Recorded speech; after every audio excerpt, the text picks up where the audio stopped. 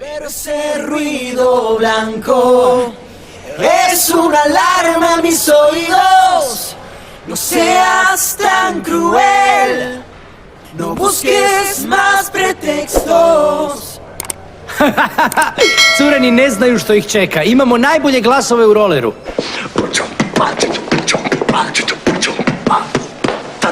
Nosotros somos la sensación, nadie lo hace mejor, somos pura pasión y emoción.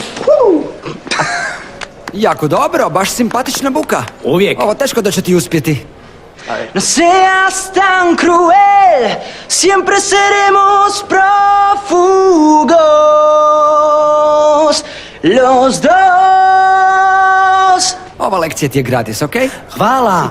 Pa, puno hvala. Hvala što si mi pokazao kako ne treba pjevati. Dečki, dosta loše vibre. Najvažnije je da rasturimo open, zar ne? Da, vidi, u pravu je. Najvažnije je pokazati curama tko je najbolji. Mi smo. Cilj je pokazati da smo mi broj 1, točka. I zbog toga glavni glas mora biti najbolji. A svi znamo čiji je najbolji. Moj.